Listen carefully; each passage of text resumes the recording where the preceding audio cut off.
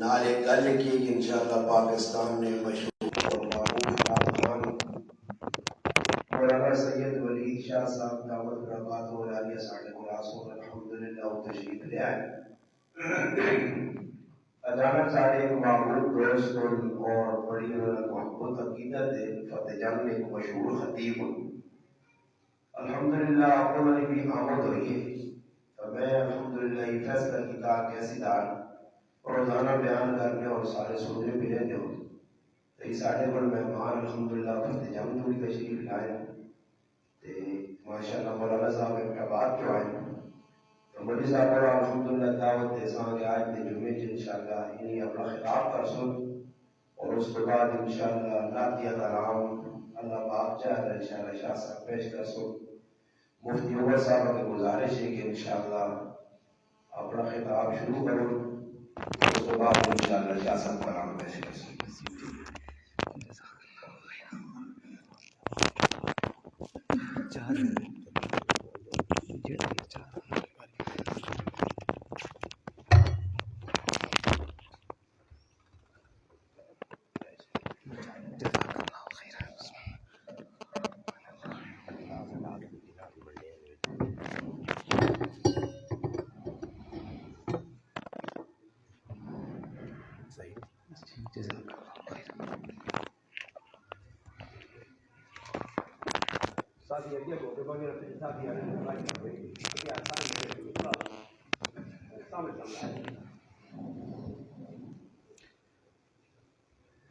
نحمده ونصلي على رسوله الكريم.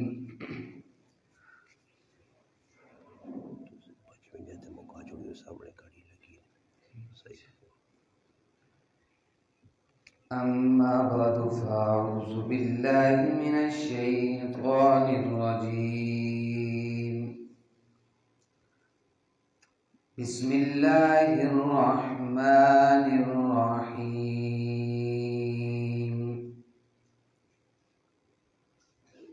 والذين آمنوا أشد حبا لله. وقال الله تعالى في مقام آخر قل إن كنتم تحبون الله فاتبعوني يحببكم الله ويغفر لكم ذنوبكم والله غفور رحيم. صدق الله العظيم. إن الله وملائكته يصلون على النبي يا أيها الذين آمنوا صلوا عليه وسلموا تسليما. درود شریف پڑھ لیں. اللهم صل على محمد وعلى آل محمد كما صليت على إبراهيم وعلى آل إبراهيم إنك حميد مجيد.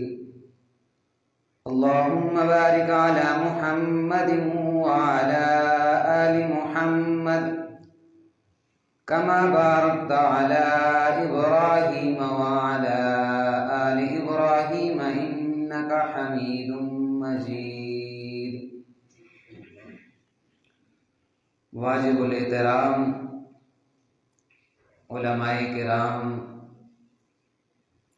اور اصغر گاؤں کے میرے معزز بزرگوں نوجوان ساتھیوں السلام علیکم ورحمۃ اللہ وبرکاتہ. آج آپ کی اس جامعہ مسجد میں ہمارے لیے انتہائی قابل احترام عالم باعمل حضرت مولانا غریب نواز صاحب زیدہ مجدہ کے حکم پر کچھ کہنے کی توفیق حاصل ہو رہی ہے. دعا ہے کہ اللہ تعالی حق سچ کہنے کی اور اس پر عمل کرنے کی توفیق نصیب فرمائے۔ میں نے قرآن کریم کی سورہ آل عمران کی آیت نمبر 31 تلاوت کی ہے، جس میں اللہ تعالیٰ فرماتے ہیں قُلْ إِن كُنتُمْ تُحِبُّونَ اللَّهَ، اے میرے محبوب پیغمبر اپنی امت سے کہہ دو،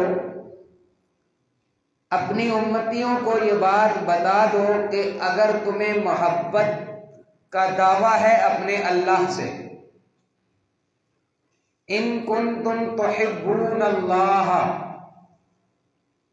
اگر تم یہ کہتے ہو کہ ہمیں اپنے اللہ سے محبت ہے،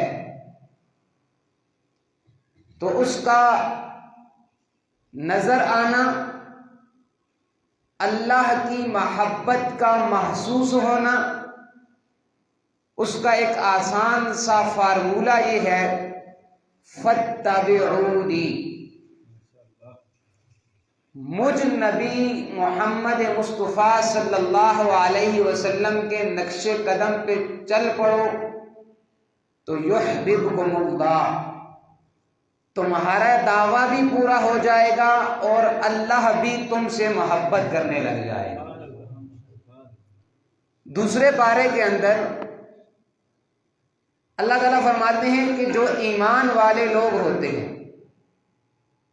جن کے دل میں ایمان ہوتا ہے، والذین آمنوا اشد حبا للہ،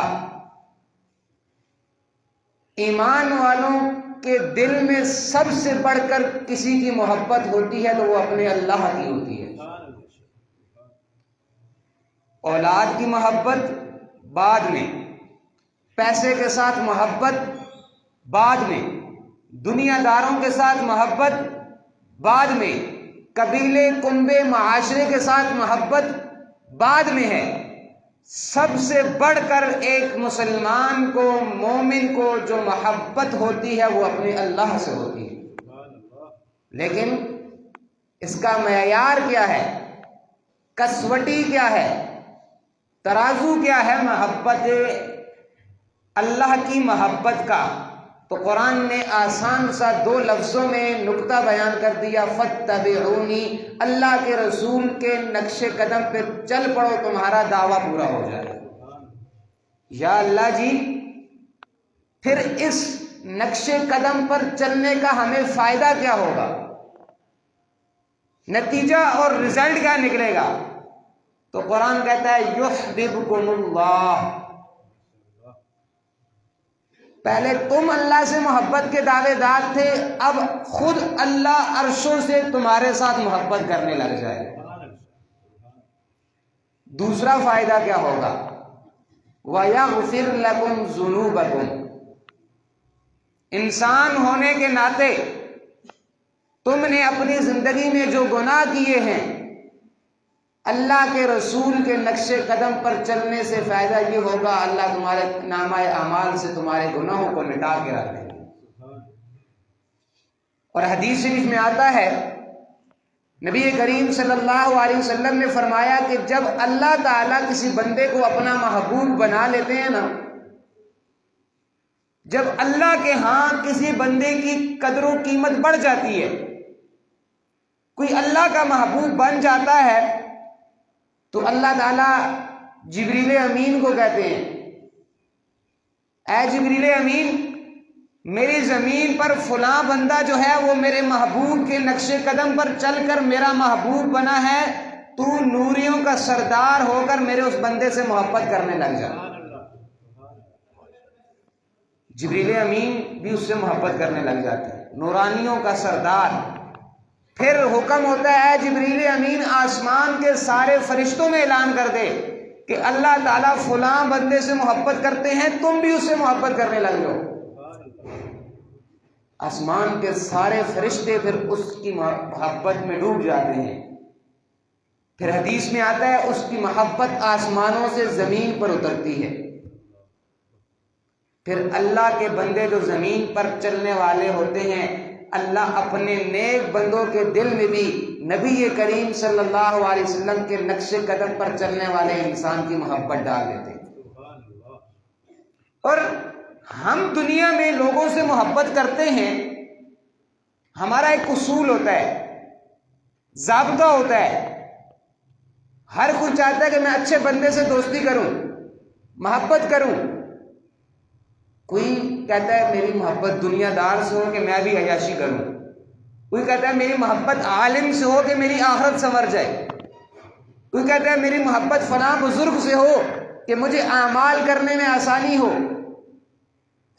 علماء نے لکھا ہے کہ جس سے انسان محبت کرتا ہے، دوستی کرتا ہے، اس کی 3 قسمیں ہوتی ہیں،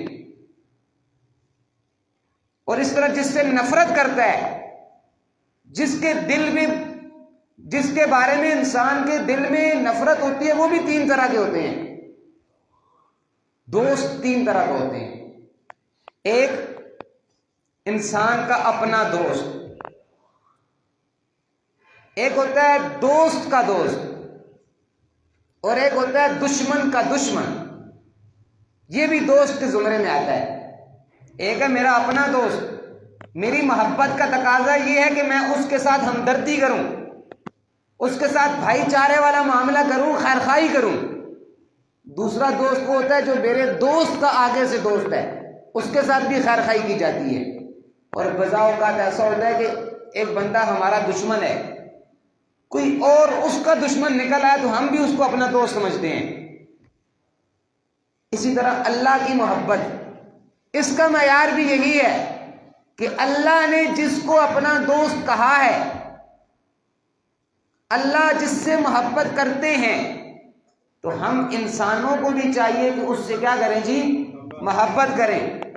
اللہ جس کو بتا رہے ہیں کہ اس بندے سے اللہ کی نفرت ہے، جو حقوق اللہ کو پامال کر رہا ہے، حقوق العباد کو پامال کر رہا ہے، نظر آنے میں تو وہ بہت بڑا دنیا دار ہے، MLA ہے، MPA ہے، کونسلر ہے، ذاتی وجاہت بہت ہے اس کی، لیکن ہم نے یہاں پر دیکھنا ہے کہ اللہ کی ذات کے ہاں اس کی قدر و قیمت ہے یا نہیں؟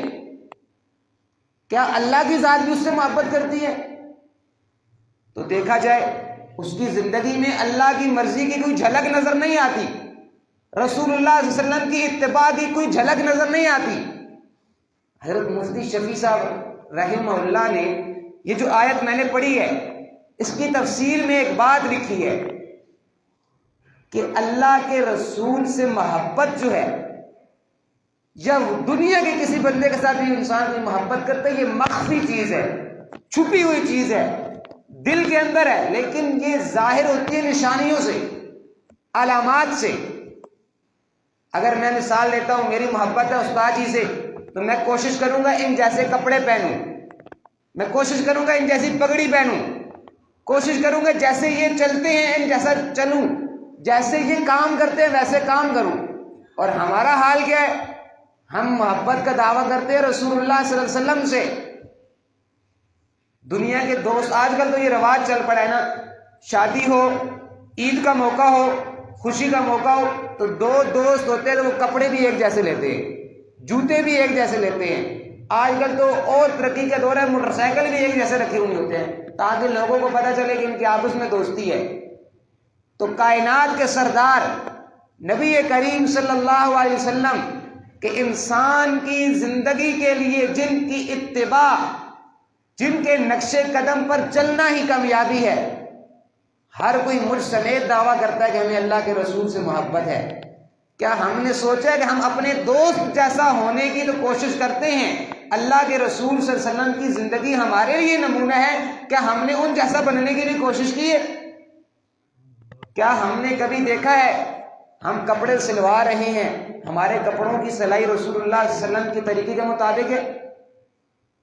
کیا ہم نے کبھی نوٹ کیا ہے کہ ہم جسے اپنا محبوب کہہ رہے ہیں نبی کریم صلی اللہ علیہ وسلم، انہوں نے خوشی کے موقع پر کیا کیا طریقہ، کیا کیا صورت ہمیں بتائی ہے؟ ہم ان کو نہیں دیکھتے، لیکن زبانی ہمارا کیا ہے؟ دعویٰ ہے۔ زبان ہماری کہہ رہی ہے کہ ہم عاشق رسول ہیں، لیکن اللہ کا قرآن کہتا ہے تمہارا یہ دعویٰ تب صحیح ہوگا جب فتبعونی، میری اتباع کرو گے۔ علماء بیٹھے ہیں، اتباع کیسے کہتے ہیں؟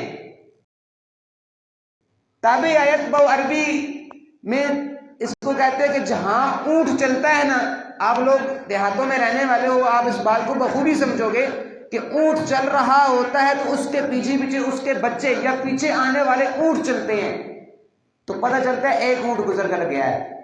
اگلا اونٹ جس جگہ پر قدم رکھتا ہے تو پچھلا اونٹ بھی اسی جگہ پر قدم رکھتا ہے، تو اس کو کہتے ہیں اتباع۔ تو قرآن نے بھی نبی کریم صلی اللہ علیہ وسلم کی زندگی پر چلنے کے لیے اتباع کا لفظ استعمال کیا کہ جہاں جہاں اللہ کے رسول نے قدم رکھا ہے نا، اے محمد کریم کے امتیوں، تم نے بھی وہاں وہاں قدم رکھنا ہے۔ لیکن جہاں جہاں اللہ کے رسول نے قدم نہیں رکھا، جہاں نہیں گئے، میرے لیے اور آپ کے لیے حکم یہ ہے کہ ہم نے وہاں وہاں قدم نہیں رکھنا۔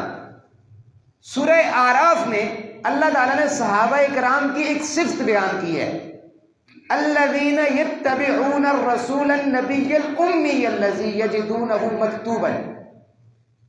ہم لوگ صحابہ کرتے ہیں، صحابہ کی تعریف بیان کرتے ہیں، منقبت پڑھتے ہیں، ٹھیک ہے، صحابہ کی عظمت کے نعرے لگاتے ہیں، لیکن سوچئے کہ صحابہ کرام کو یہ عظمتیں کیوں ملی، یہ رفعتیں کیوں ملی، ان کو یہ مقام کیوں ملا؟ قرآن کہتے ہیں اس لیے کہ یتبعون الرسول النبی الامی الذی، ان کے ہاں نبی آئے تو جہاں جہاں اللہ کے رسول نے جیسے جیسے حکم دیا، محمد کریم کے صحابہ نے اسی جگہ پر اسی طریقے کے مطابق مکمل عمل کر کے دکھایا۔ تو ہمیں دیکھنا چاہیے ہماری زندگی میں اگر اللہ سے محبت، اللہ کے رسول سے محبت کا دعویٰ ہے تو قرآن نے ضابطہ بتا دیا ہے۔ تو فتبعونی، اللہ کے رسول کے نقش قدم پر چلیں، جہاں جہاں اللہ کے رسول نے کہا ہے تو یحببکم اللہ ویغفر لکم ذنوبکم، اللہ گناہ بھی معاف فرمائیں گے اور اپنا محبوب بھی بنا لیں گے۔ کیوں؟ واللہ غفور الرحیم، اللہ کریم کی ذات بخشنے والی، رحیم رحم کرنے والی ہے، لیکن یہ بخشش کا اور رحمت کا وعدہ اس سے ہے کہ جس کا ذکر اللہ نے پہلے آیت میں کیا ہے کہ جو اللہ کے رسول صلی اللہ علیہ وسلم کے نقش قدم پر چلنے کی کوشش کرے گا۔ دعا ہے کہ اللہ تعالی ہمیں نبی کریم صلی اللہ علیہ وسلم کے نقش قدم پر چلنے کی توفیق نصیب فرمائے، جو کچھ کہا اس پر عمل کرنے کی توفیق نصیب فرمائے۔ ابھی میرے بعد حضرت مولانا ولید شاہ صاحب تشریف لا چکے ہیں۔